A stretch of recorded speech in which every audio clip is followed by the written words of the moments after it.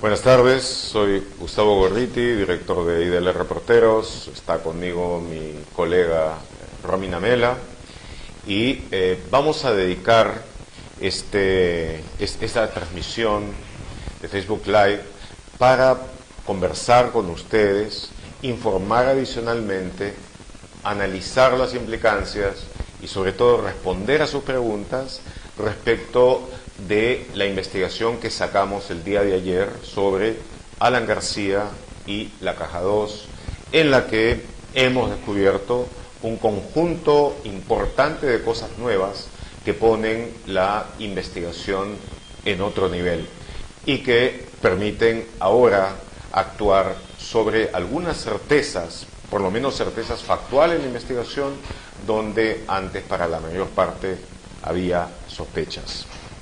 ¿Qué dice Romina? Nosotros, bueno, como dice Gustavo, nosotros hemos publicado ayer una investigación, como ya todos, como todos sabían, y García lo había declarado muchísimas veces, que él había dado muchísimas conferencias después de que él dejó de ser presidente de la República en el año 2011. Y una de ellas fue la conferencia que hizo el 25 de mayo del 2012 a la Federación de Industrias del Estado de Sao Paulo. Una especie de CONFIEP de Sao Paulo. Donde, dicho sea de paso, Odebrecht, la constructora brasileña, formaba parte de este grupo empresarial. Lo que García había declarado, y también lo dijo oficialmente enviando un documento por escrito en el año 2013, al entonces fiscal de la Nación, José Antonio Peláez Bardales, que había iniciado una investigación a García por enriquecimiento ilícito, por la compra de una casa, de una propiedad de Miraflores. Entonces García envía una serie de documentación, entre ellas los gastos que tenía, los ingresos por libros, la editorial, propiedades, los salarios que tenía, y había incluido una relación de 18 conferencias que había dado entre el 2011 y 2012. Y entre ellas figuraba precisamente esta conferencia de Brasil, por la que él había señalado que había recibido un pago de $100.000. Y el conjunto, por todas esas conferencias, en un poquito más de un año, más de $800.000, casi $900.000. Lo que él adjunta en ese momento es un contrato entre, que estaba suscrito entre García y un estudio jurídico Espínola, y además un recibo de una transferencia bancaria en la que él había recibido en su cuenta del Banco Continental estos $100.000 de parte de ese estudio jurídico. Bueno, hasta ahí todo bien, y en realidad García en todo este tiempo lo que ha sostenido es que por sus conferencias todo el dinero había sido ilícito, y específicamente él había señalado que no fue pagada por Odebrecht, sino por este estudio jurídico. Y lo que nosotros hemos revelado ayer en IDL Reporteros, con un conjunto de documentos, confesiones como parte de las acciones premiadas de ex ejecutivos de la compañía y operadores del sector de operaciones estructuradas, contratos, recibos, es que en realidad este pago por esos $100.000 lo hizo Odebrecht a través de la Caja 2 o el sector de operaciones estructuradas. Bueno, la historia es algo más larga.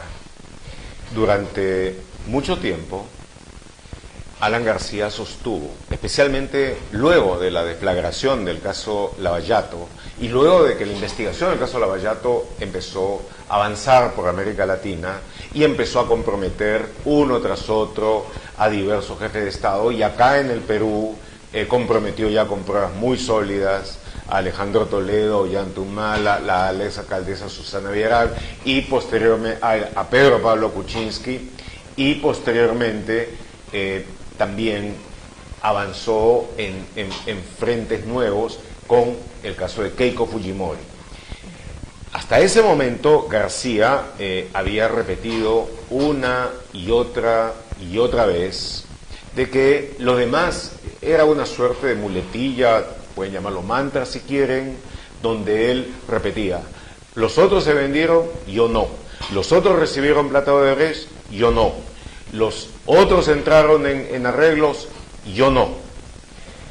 Pues bien, él decía: mis enemigos me pueden odiar, pero no me he vendido. En fin, obviamente no se trataba de odiarlo, lo único que se trataba era de ver la verdad. Había algunas cosas importantes, como el hecho, por ejemplo, de que en el conjunto de sobrecostos, todos aquellos indicadores de corrupción que nosotros habíamos investigado anteriormente, la época de García era una de las que tenía mayor actividad. era el momento en donde Odebrecht había ganado con más ayuda evidente de la Presidencia de la República contratos muy importantes. Eso lo habíamos visto y lo habíamos sacado, por ejemplo, en el caso del tren eléctrico. Cuando hubo confesiones, desde Odebrecht sobre el Perú, hubo algunas muy importantes sobre Toledo, sobre Humal, etcétera, pero en el caso de García se restringían a mandos medios. Y los mandos medios se trataron aparentemente de algunos entrar en colaboración eficaz, pero no les dieron bola.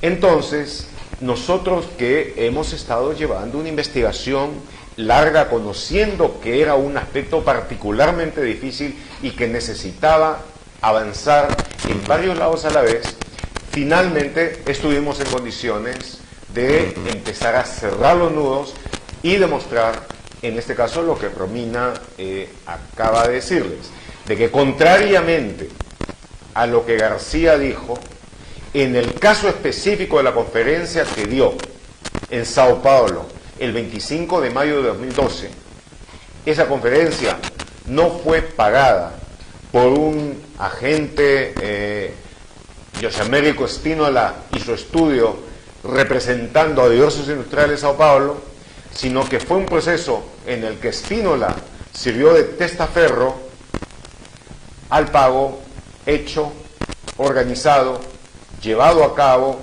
en todos sus niveles, incluyendo alteraciones de fechas por el sector de operaciones estructuradas de Odebrecht, y de que en ese proceso el propio Espínola jugó un papel importante, como empezamos a revelar a lo largo de la nota que está publicada desde ayer en Día de la Reportera. Sí, creo que hay algo que ayudaría a explicar y que quizá se los podemos explicar cronológicamente sobre todo lo que pasó, y tenemos preparados, mientras vamos explicando algunos de los documentos que hemos publicado en IDL Reporteros, es que, a ver, la conferencia se hace el 25 de mayo del 2012. Así es. Pero... y hay que tener presente fecha, pues esto va a ser importante para la explicación que vamos a hacer. Tengan presente las fechas. Ok, luego, lo primero que hay después, eso fue el 25 de mayo, el 14 de junio del año 2012, con casi un mes después, ocurre que Marcos Grillo, que fue un ex ejecutivo de la compañía Odebrecht, encargado de toda la generación de recursos para la caja 2 de Odebrecht, ahora es delator premiado, él le envió un correo electrónico a José Américo Espínola. Él también trabajaba para el sector de operaciones estructuradas, es también hoy un delator premiado de la justicia brasileña. Ahí te interrumpo con una cosa importante. Nosotros conseguimos, obtuvimos los documentos en donde dentro del sistema DROSIS, el sistema secreto del sector de operaciones estructuradas, hay un Visamark que actúa con ese seudónimo, que le escribe un mail a un Joey, y ahí él le propone el negocio. Ahora, nosotros supimos finalmente, después de poco tiempo, de que Visamark era Marcos Grillo, el encargado de toda la generación de recursos, quiere decir, de meter plata de las obras en todo el mundo al sector de operaciones estructuradas para poder después repartirlas como coima. Un tipo importantísimo. Ese era Visamark. Y pudimos saber de que Joey era Espínola. ¿Cómo lo supimos? Porque justo precisamente hay un correo del 14 de junio del año 2012 enviado a la 1:52 de la tarde, creo que lo podemos ver ahora mientras estamos haciendo la transmisión, y en el que Marcos Grillo le dice: estimado, el 25 de mayo del 2012 el presidente del Perú, el expresidente del Perú, Alan García, dio una conferencia a la FIEST, que es el Seminario de Comercio e Inversiones en Brasil, Perú, y en este correo él explica que por la conferencia García tiene que recibir oficialmente $100.000 líquidos. Y le dice además que ellos no pueden pagarlo directamente, y le está ofreciendo a él, si es que es posible, que lo hagan a través de su estudio jurídico, porque tiene que figurar, para efectos prácticos, que fue el que financió la conferencia, un intermediario o alguna de las personas que aportó para esta conferencia. Pero es más interesante todavía.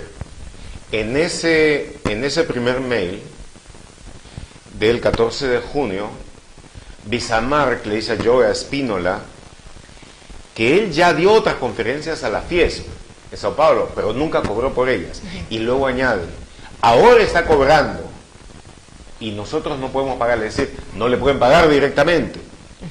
Entonces es que Spínola le hiciera el pago como si él hubiera servido como agente para contratarlo.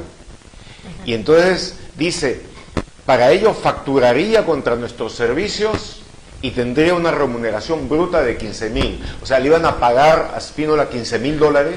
Por hacer la transacción de 100,000 para García. Por hacer toda la simulación de que ese dinero que estaba viniendo del sector de operaciones estructuradas de la Caja 2 para pagarle a García pasara como si fuera un grupo de empresarios que lo tenían a Spínola como agente y que arreglaba para hacer ese pago. Y él tenía que hacer toda la contratación, la cuestión de impuestos, etcétera, para darle la máxima formalidad a eso.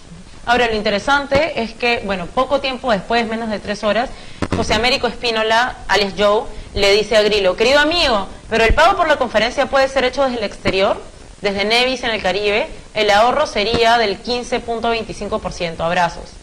Pero ahí viene lo revelador, que es cuando Marcos Grillo le dice, amigazos, si fuese posible, el director superintendente de Perú, que entonces ya era Ricardo Boleira, ya lo habría hecho, ¿no? El pago tiene que ser hecho en Brasil, de la empresa que intermedió la invitación o pagó la conferencia.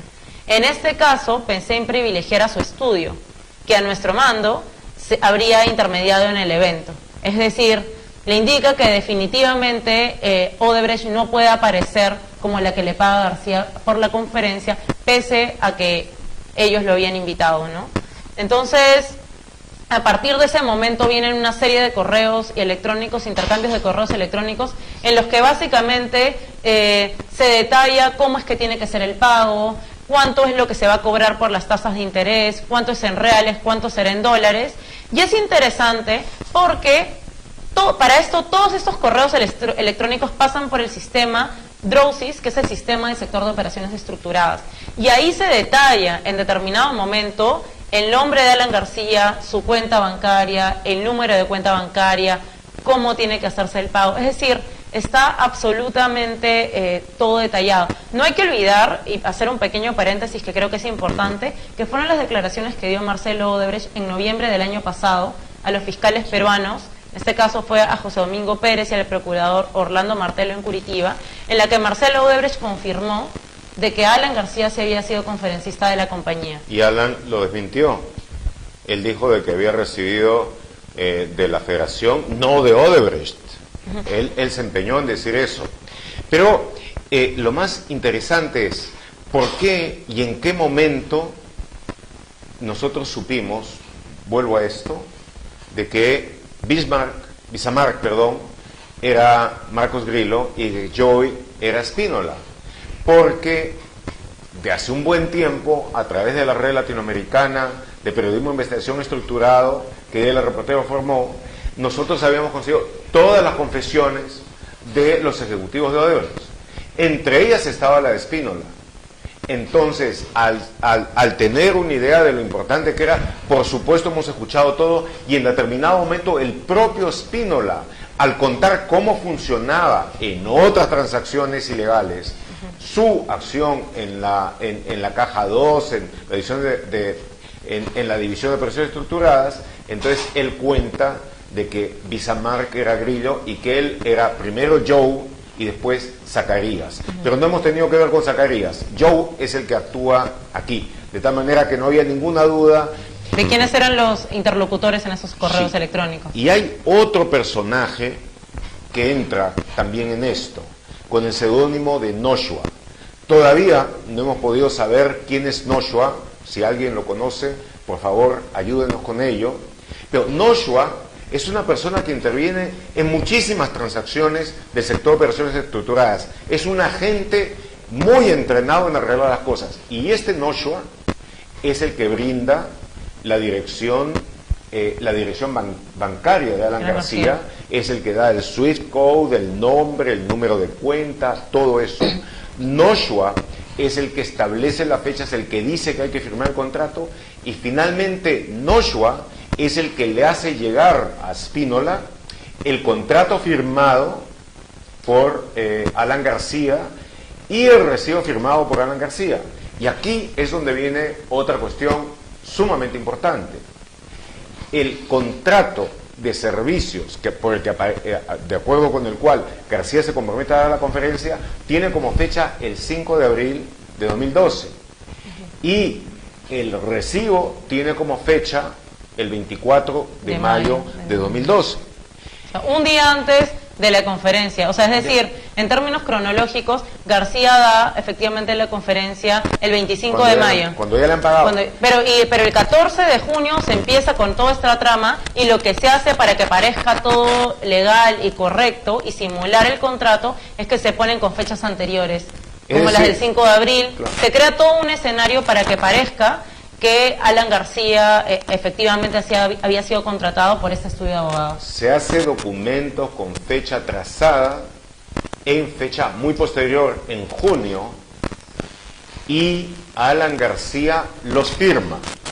Alan García los ha firmado en junio por lo menos, porque no existía posibilidad alguna de que lo hubiera hecho antes. Spínola no tenía la más mínima idea antes del 14 de junio de que iba a entrar en esto. De tal manera que en forma clara y consciente, Alan García firmó el contrato con fecha atrasada y firmó el recibo también con fecha atrasada. Esos son datos de la realidad sobre los que no existe ninguna posibilidad.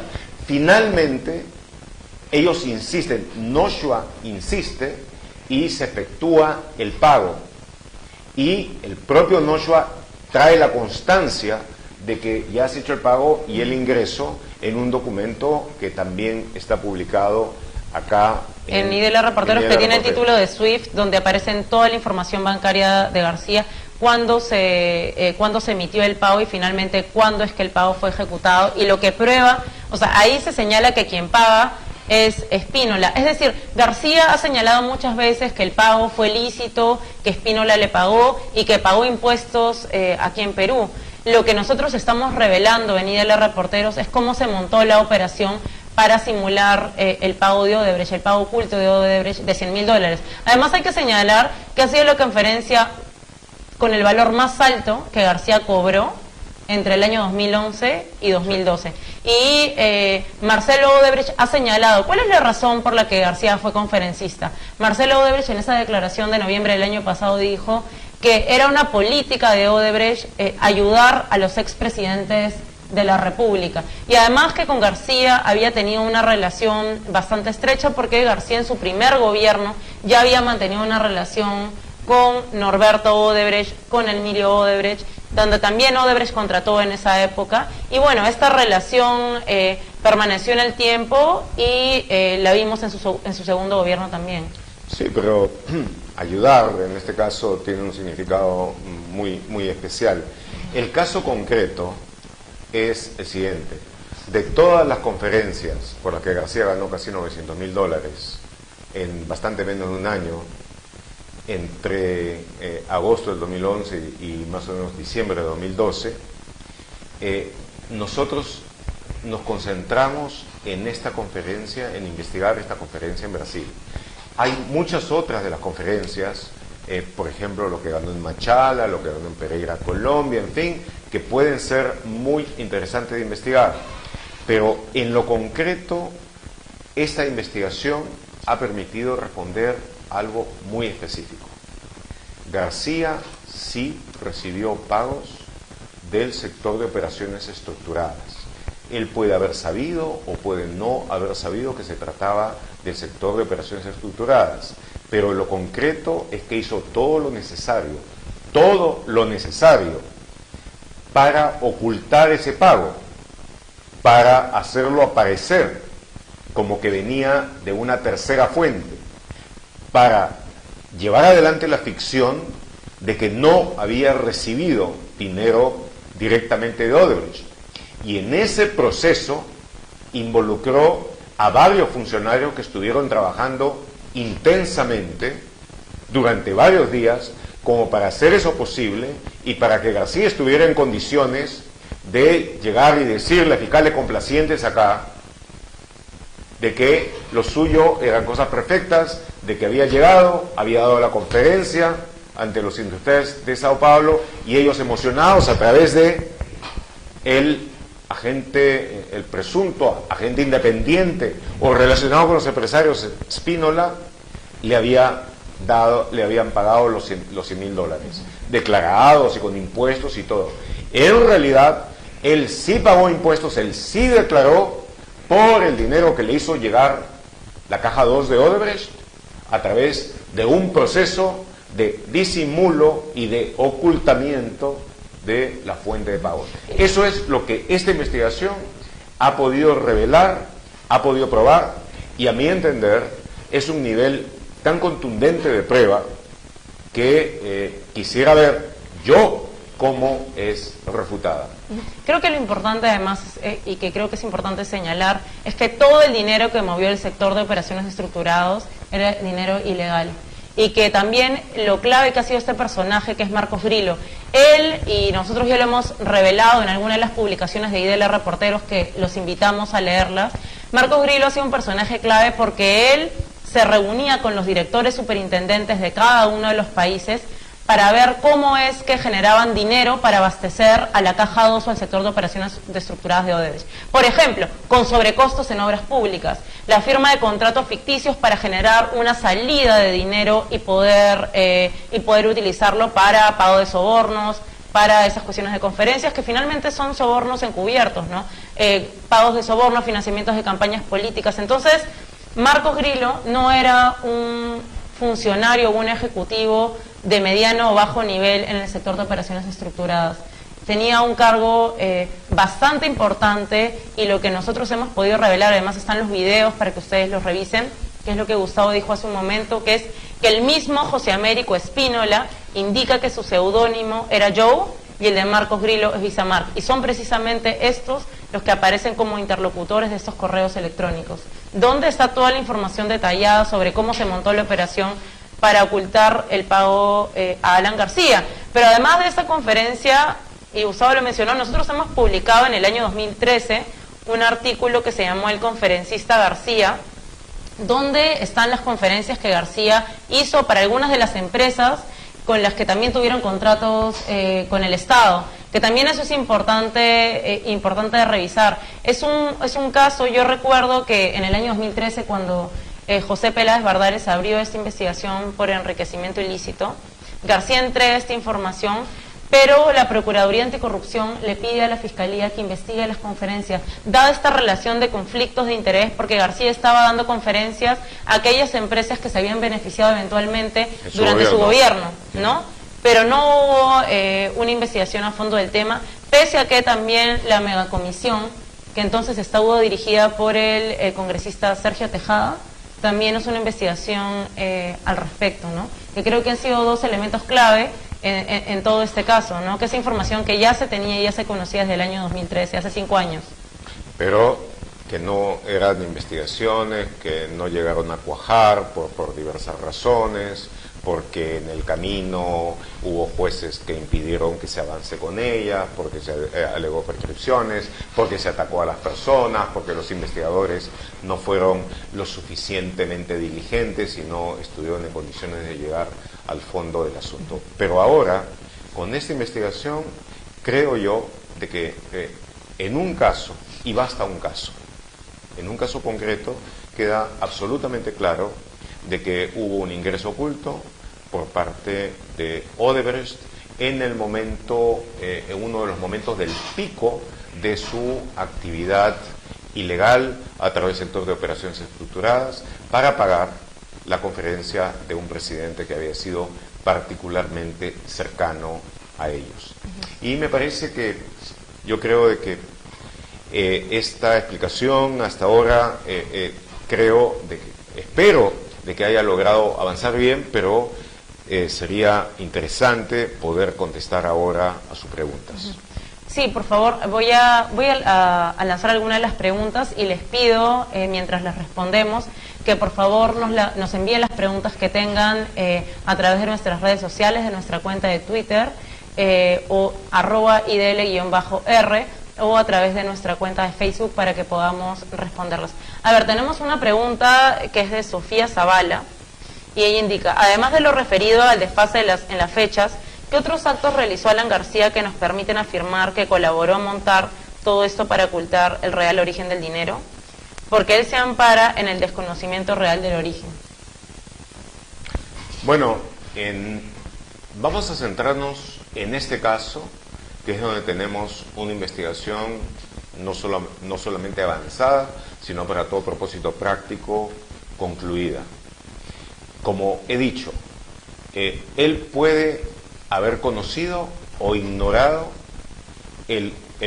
si el dinero venía del sector de operaciones estructuradas o no.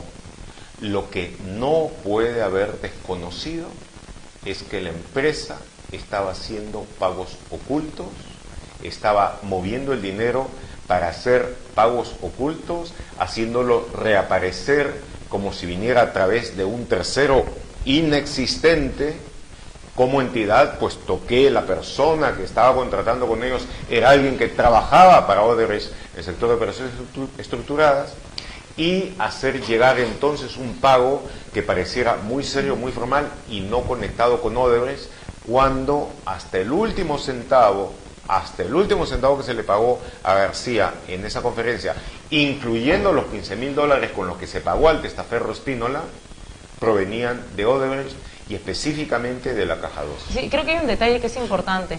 Las cuentas de García, el número de cuenta, con toda su información bancaria para hacer todo este pago, la provee el funcionario del sector de operaciones estructuradas a Spínola. ¿Cómo el sector de operaciones estructuradas tenía la información bancaria de García para poder hacerle el pago?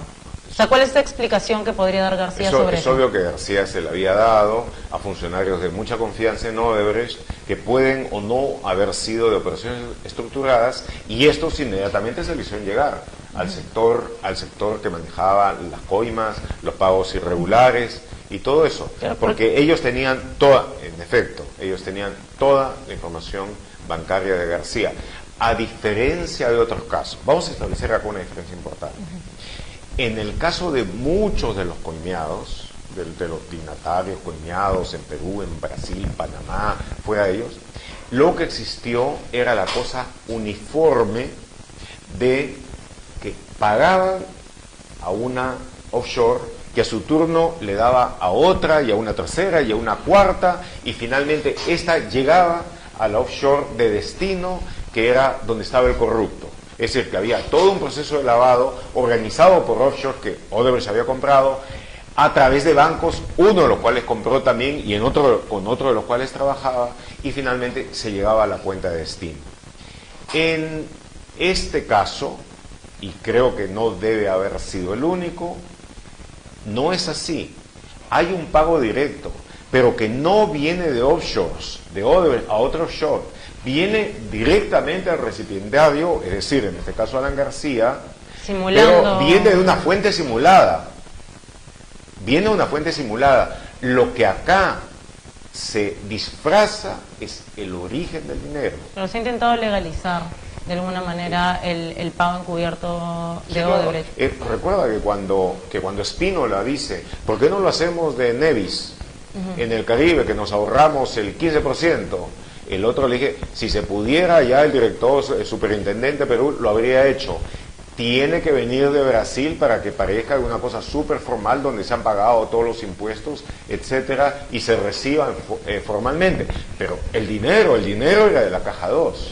Y no hay que olvidar, y eso para ponerlo en contexto, que es que ya en el gobierno de García lo que sí se ha demostrado es que hubo coimas y sobornos en el proyecto que es el Metro de Lima, que él consideraba que era uno de los proyectos más importantes de su gobierno y por el que están en estos momentos un ex viceministro y otros funcionarios del Ministerio de Transportes y Comunicaciones presos. Ya los niveles más altos sobre costo. Exacto. Algunos de los niveles más altos sobre costo, y junto con eso también algunas de las derrotas más contundentes en términos de arbitrajes, donde en la mayor parte de los arbitrajes que hubo, en la inmensa mayoría, ganó Odebrecht, y en los pocos que ganó el Estado peruano no recibió un centavo. Y en cambio Odebrecht recibió como $250 millones. Exacto, creo que en este caso se ha podido probar de manera además documentaria, y lo más importante, debo decir, es que todos estos personajes que han estado involucrados en esta operación son delatores premiados en Brasil, lo que significa es que ellos están obligados a declarar cuando se les requiera, y que el mentir u omitir puede significar que pierdan sus beneficios y pueden ir eventualmente a prisión. Entonces, es decir, en todo este contexto y en el marco de la investigación del caso Lavallato por el equipo especial, los fiscales eventualmente podrían pedir que tanto Marcos Grillo como José Américo Espínola sean interrogados para que cuenten qué fue lo que pasó con toda esta operación. ¿Qué funcionario, qué ejecutivo de Odebrecht en Perú, en Lima, solicitó al sector de operaciones estructuradas que se haga este pago? ¿Fue Jorge Barata, fue Boleira, fue algún otro ejecutivo? Y la posibilidad de que luego estos puedan declarar. ¿Puedo hacer otra pregunta? Sí, tenemos una pregunta de Elena Vizcarra. Dice, ¿cómo es que Bartra no vio todo esto? Ese informe de la comisión es un gran mamarracho sustentado por Bartra. Bueno, no hay que olvidar que en la comisión dirigida por Bartra básicamente exoneró a Keiko Fujimori y a Alan García de cualquier tipo de responsabilidad. Fue una comisión que supuestamente investigaba a Lavallato, pero una comisión donde no existía Keiko Fujimori y no existía Alan García. Y no sé, algunos pensarán que el hecho de que Bartra fuera fujimorista y que estuviera en alianza con los apristas era algo más que una coincidencia. Pero el hecho es de que esa comisión dejó totalmente por fuera a ambos protagonistas. Luego tenemos otra pregunta que creo que es importante para contar un poco todo lo que hemos estado haciendo sobre el caso. Es David Barran, dice, ¿cuándo se sacará un reportaje de Toledo y PPK sobre el caso Lavallato? Lea y dele reporteros, lee y dele reporteros. Hemos publicado mucho sobre el tema. A ver, si tengo aquí algunos a la mano, sobre Villarán. Hemos contado lo que delató Jorge Barata, sobre ella. Luego, dinero para todos. Y tenemos además, y sacamos además videos exclusivos de Barata sobre Villarán. Digo, el buscador de los reporteros no es malo.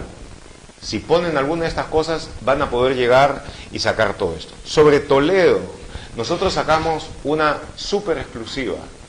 Maiman habla desde Israel. Y ahí, en una entrevista con Joseph Maiman, ahí adelantó de que él se había convertido en colaborador eficaz, el que hundió a Toledo. Eso lo sacamos en mucho detalle y lo complementamos con otra nota que se llamaba ¿Qué confesará Joseph Maiman? Y por último hay un artículo de resumen, si quieren ustedes, que se llama Cierre del Círculo, donde se ve toda la investigación, cómo Toledo está agarrado hasta el fondo, de que básicamente con él el caso de culpabilidad está cerrado. Sobre Ollanta sacamos el que Odebrecht entregó nuevas pruebas contra Ollanta Humala. Eso es lo que pueden buscar, nuevas pruebas contra Ollanta Humala. Luego, lo que confesó Jorge Barata con videos exclusivos, que no había sacado nadie más. Otra cosa importante, porque hay alguna, llamemos la gente, que sostiene de que buena parte de lo que hacemos está dirigido a encubrir a Graña y Montero, socios consorciados importantes de Odebrecht. Encubrir a Graña y Montero. Somos los primeros que sacamos las cosas que tenían que ver con su papel en el Club de la Construcción. Recomiendo buscar el artículo en Nivel de Reporteros, Obtención de Resultados. Eso lo sacamos casi simultáneamente con lo que Malú Gaspar sacó en Piauí, la revista brasileña, donde se indicaba cómo se repartían el costo de las coimas Odebrecht con sus consorciados peruanos. Y esa fue una información muy importante a la que se le sucedió otra que se llamó riesgos adicionales, donde quedaba la cosa clara. Entonces, eso debió haber sido investigado, y debió haber sido investigado a fondo. Por supuesto, se metió a algunos de los ejecutivos de Graña y Montero a la cárcel con investigaciones mal hechas, Pero la cosa es de que no se avanzó lo suficiente en la investigación, no se buscó llegar a tener colaboradores eficaces como debió haber sido el caso. Y por último, perdóname, sobre PPK. Sobre PPK, ¿qué hemos sacado?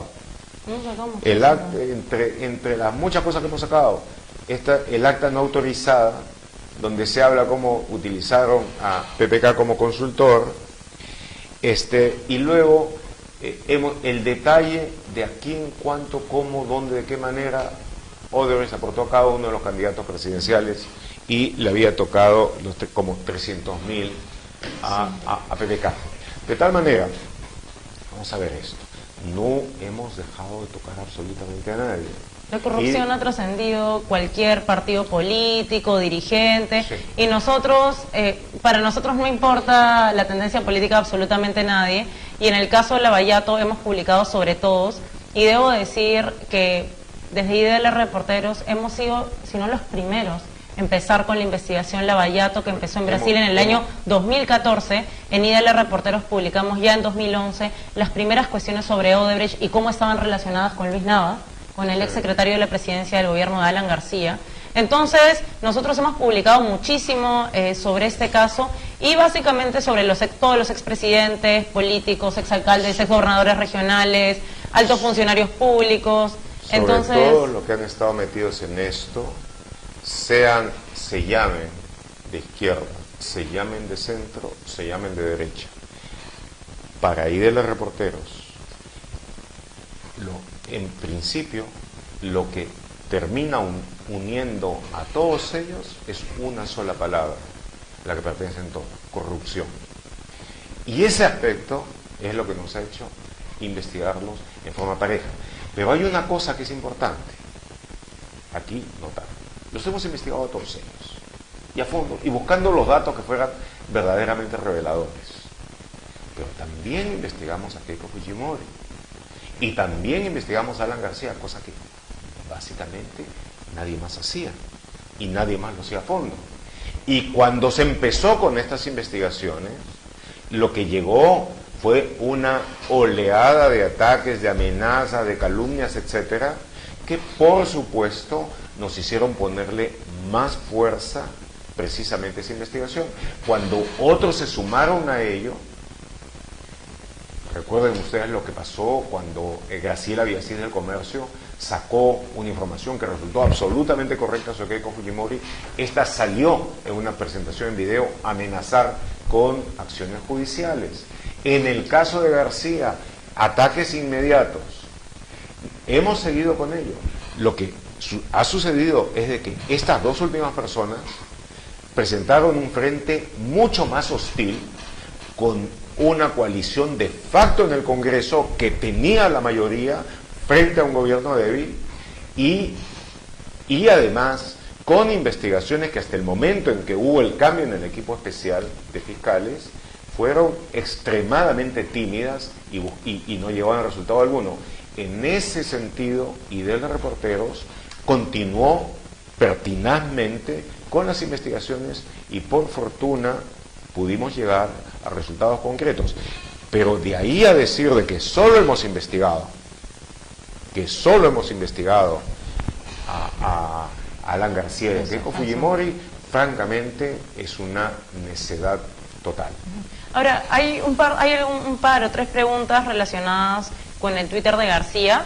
Entonces lo que yo voy a hacer es poder leer el Twitter de Alan García y nosotros respondemos sobre eso porque más o menos van relacionadas.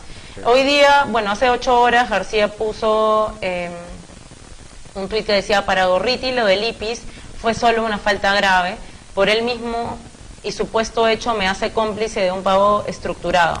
El 2012 alguien sabía de la existencia de pagos no contabilizados por parte de Odebrecht y ponen una captura de pantalla de una entrevista que te hicieron sobre el caso. Algunos de las personas que nos están siguiendo indican que más allá de esta afirmación, y ahora explicaremos lo del asunto del IPIS, es el hecho de que García está reconociendo de alguna manera, y es algo que dijo Rosa María Palacios también en la mañana, sí, de que García está reconociendo que Odebrecht le pagó la conferencia. Quizá quiera acogerse a la situación de IPIS y decir que lo único que él hizo fue cometer una falta grave. pero hay una diferencia.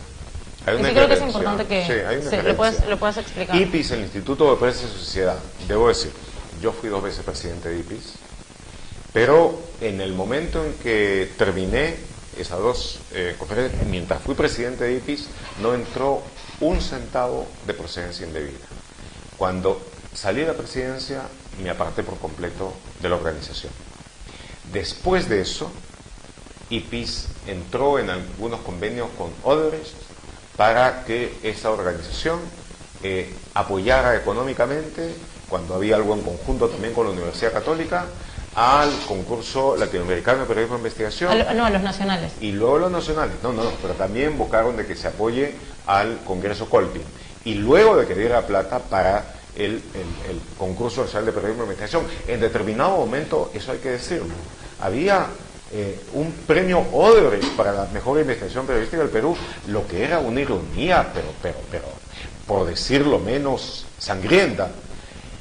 Bueno, yo hablé clarísimamente en contra de eso, que aquí en Idea de Reporteros quedó claro de que esta publicación de ninguna manera participaba en ese tipo de concursos, y cuando hablé dije que era una falta grave. No había sido una cosa mayor, puesto desde el punto de vista, ahí no había ninguna cosa de que se había comprado la línea, de que IPIS había entregado una obra pública muy rentable, sino sencillamente de que estaba utilizando la plata de Odebrecht en forma tal de que podía levantar la imagen a Odebrecht y que era un clarísimo conflicto de intereses. Por eso era una falta grave. Y bueno, eventualmente, después de eso, Odebrecht reculó, IPIS reculó y la cosa quedó sin nada. Pero fue una cosa abierta. Fue una cosa abierta. Fue una cosa abierta donde además en el premio aparecía quiénes financiaban el premio, cómo se hacía. IPIS nunca salió a decir. IPIS nunca salió a decir. A mí no me pagó Odebrecht, sino me pagó Spínola. IPIS, en ese caso, pues no lo hizo para nada. No intentó fingir la fuente de financiamiento. Y además hay otra cosa importante que decir. IPIS cometió faltas graves en cuestión de conflicto de intereses, pero IPIS no entregaba obras. IPIS no hacía eso. Hay una cosa muy importante que tener presente. Odebrecht no coimeaba ni pagaba porque buscaba tener buenas relaciones con los presidentes. Coimeaba para ganar más dinero. Y los estudios que se han hecho sobre eso es de que cada dólar de coima resultaba en $4 de utilidad. De tal manera que era un tremendo negocio. Y una cosa es cuando uno tiene poder como para entrar y otra cosa es cuando no lo tiene.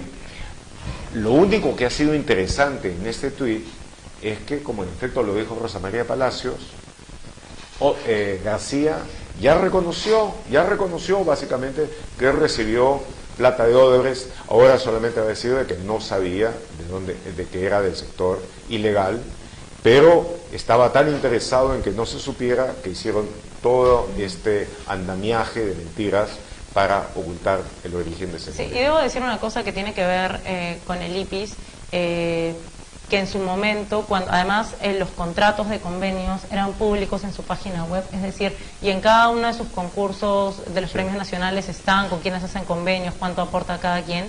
Y yo recuerdo que en el segundo año en que Odebrecht era auspiciador del premio, desiste el IPIS de que ellos sigan auspiciándolos porque el caso Lavallato estaba en un momento crucial, y entiendo que ya Marcelo Odebrecht, escandaloso ya, y Marcelo Odebrecht ya estaba en la prisión porque había estado con prisión preventiva por el curso de las investigaciones.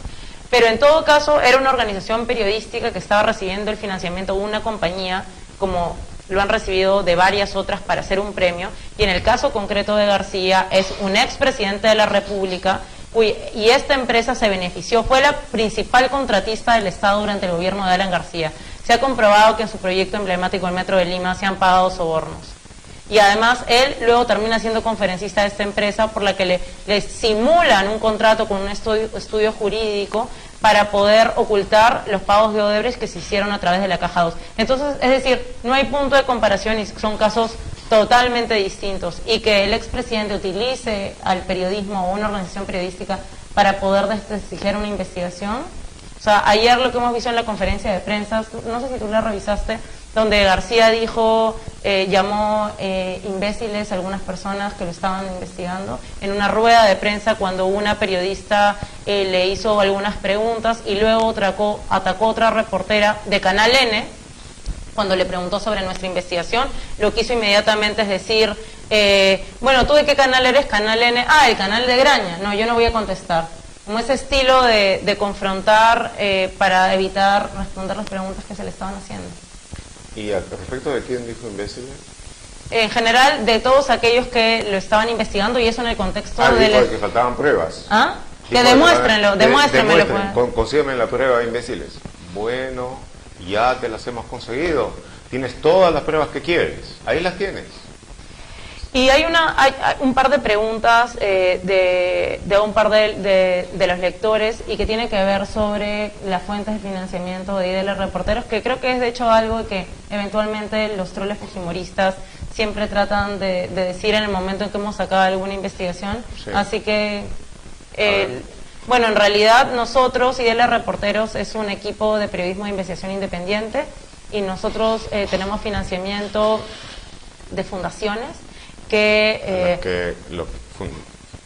financiamiento por el que concursamos competitivamente con otros medios investigativos en América Latina y en el mundo entero. En el mundo. Entonces nosotros tenemos una partida dentro del presupuesto anual de IDL Reporteros, tenemos una partida presupuestal que le entrega la ONG de Derechos Humanos, el Instituto de Defensa Legal.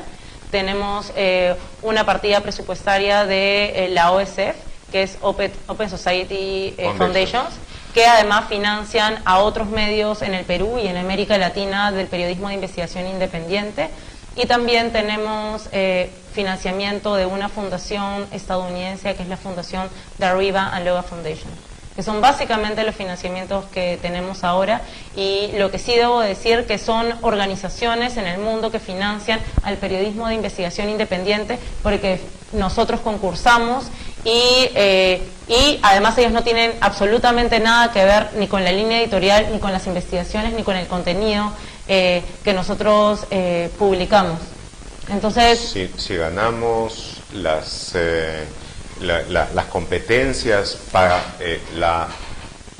aquellas becas que financian el periodismo de investigación, no es sobre la base de contenido, sino sobre la base del impacto que han logrado y la calidad de los trabajos. Dentro de eso es como lo hemos hecho. Y nosotros no aceptamos financiación de gobiernos y de los reporteros. No acepta financiación de gobiernos, no acepta financiación de corporaciones, especialmente corporaciones peruanas que puedan tener un conflicto de interés con nosotros, eventual, tampoco extranjeras. Posiblemente si es que hubiera una compañía de Islandia, lo pensaríamos, porque dificulta mucho de que vaya a haber cualquier conflicto de intereses con ellos, pero donde exista la sombra de una posibilidad de conflicto de intereses, en lo absoluto, no aceptamos, no permitimos que nadie nos diga sobre qué investigar. Tampoco aceptamos, y esto es una cosa importante, alguna vez hemos discutido internamente, pero sigue siendo la línea de esta publicación, tampoco aceptamos que nos den donaciones para investigaciones específicas, porque consideramos de que eso de una u otra forma representa una consultoría glorificada.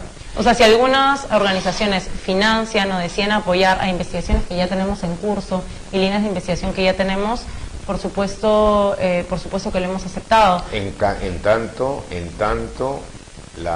no haya ningún condicionamiento y esa fundación tenga un récord adecuado, un récord lo suficientemente respetable y no esté vinculada de nuevo con gobiernos.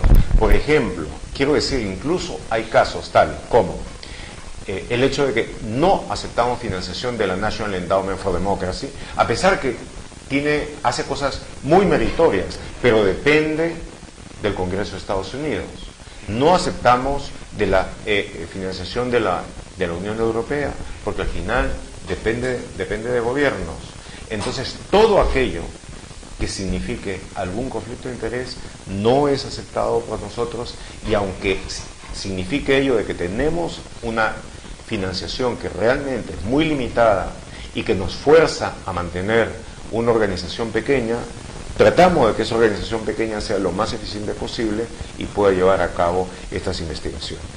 Algo que debo decir y que creo que es importante que lo tengan como un contexto general, y quizá podemos dedicar otro Facebook Live a cuál es el contexto en cómo han surgido los medios de comunicación independiente en el mundo, es que ante la crisis de los medios tradicionales, específicamente los cierres de unidades de investigación en Estados Unidos, en América Latina y en general en todo el mundo, empezaron a surgir medios de periodismo de investigación independiente, y que fue gracias a asociaciones, organizaciones o fundaciones mundiales que tenían precisamente la disposición de apoyar y financiar estos proyectos, es que muchos proyectos han surgido. Sí. Y hay unidades o equipos de investigación independientes en varios lugares de América Latina que son quienes desde el medio de periodismo de investigación independiente sacan algunas de las investigaciones más importantes en sus países.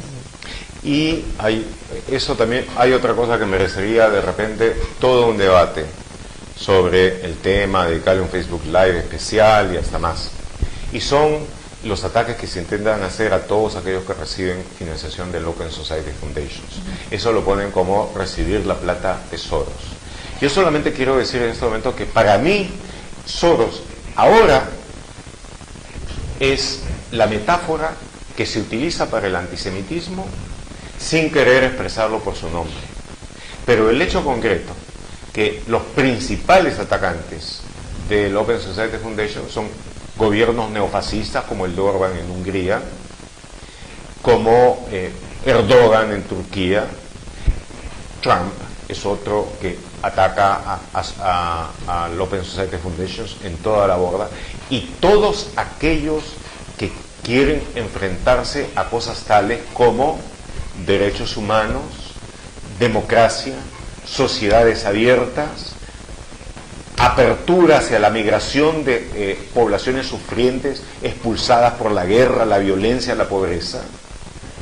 Contra ese tipo de valores es que viene ese tipo de ataques virulentos y que tienen la misma mefítica connotación que en el pasado tuvo el antisemitismo. Yo quiero decir, esto que acabo de decir es mi opinión personal, no lo hemos discutido en IDL Reporteros, pero yo estoy firmemente convencido de eso.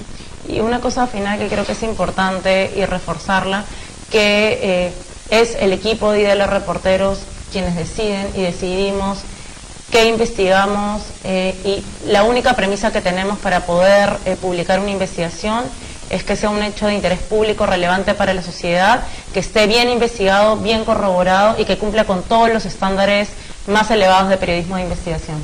Entonces, es eso cuando nosotros emprendemos una investigación y luego la publicamos.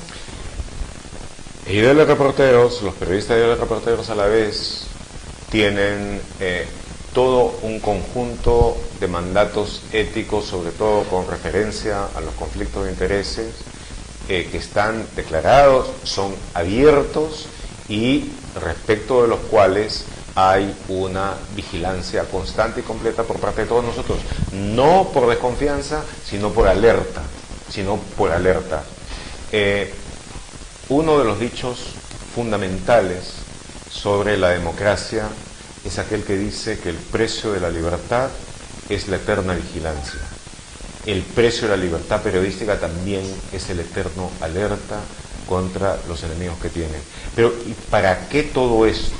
¿Para qué esta vida que significa muchas restricciones constantemente? Para eso, para poder precisamente llevar a cabo con tranquilidad, con fuerza y con autoridad moral todas las investigaciones que revelan aquellos que determinados grupos con mucho poder y poca moral pretenden que se mantenga oculto, y de nuevo para darle a la gente, al pueblo, a todos los ciudadanos el poder de la información para que sepan quién trabaja por ellos, quién los roba, y tengan así las condiciones como para tomar control sobre su destino. Yo no sé si hay más preguntas o si con estas palabras así tan dulces Hay una pregunta final, pero que creo que ya la hemos explicado, pero igual la vuelvo a decir, es la última pregunta. Es que hay varias personas que han preguntado lo mismo. ¿El dinero se lo dio directamente a Odebrecht a García o esta empresa usó el estudio jurídico para pagarlo? El dinero se lo dio Odebrecht a García a través del estudio jurídico encabezado por una persona que trabajaba para el sector de operaciones estructuradas de Odebrecht y que mantenía a su estudio, entre otras cosas, como una especie de firma de conveniencia para poder ocultar determinados aportes, como fue en este caso. Formalmente es el estudio de Spínola el que hace el pago, pero el que gestiona, hace todo eso, los contratos, las firmas, y que paga hasta el último centavo con inevitable conocimiento de García sobre esto, fue Odebrecht. Odebrecht pagó $100.000 a García y pagó $15.000 a Spínola por servir de testaferro. Eso es, en pocas palabras, lo que sucedió y lo que el expresidente García trató empeñosamente de ocultar hasta el día de ayer. Bueno, con esta última respuesta cerramos el Facebook Live de hoy. Queremos agradecerle a todos por haber estado conectados, por haber estado unidos en esta transmisión. Lo que queremos decirles es que por favor, a través de Facebook o de Twitter o del correo electrónico que hoy día lo hemos puesto en nuestras redes sociales, por favor nos escriban, nos envíen sus preguntas, porque eso además será importante para poder decidir cuál será el tema de nuestro siguiente Facebook Live. Nos importa muchísimo su opinión y todas aquellas dudas que tengan sobre nuestras investigaciones, cómo las hemos hecho, cómo las hemos desarrollado y cuáles han sido las principales revelaciones. Vamos a procurar que en las siguientes transmisiones, como la de hoy, que mientras explicamos poderles mostrar algunos de los documentos claves de la investigación, porque eso es como mucho más didáctico, explicativo y ayuda mucho en casos como estos que son tan complejos. Y una sugerencia final, teniendo presente algunas de las preguntas que han llegado: entren a la publicación de Ideales Reporteros, puede ser reporteros.pe, utilicen el archivo para cualquier pregunta. Empezamos nosotros a publicar el día de San Valentín de 2010 y tenemos cientos de investigaciones hechas sobre algunas cosas muy interesantes, y hay muchos asuntos que hemos seguido a lo largo de los años en varias notas, en varias historias, y vale la pena seguirlos para poder tener una visión más clara, más completa de cómo han sido las cosas. Ha sido un placer estar aquí con ustedes y espero que sea hasta pronto. Buenas tardes.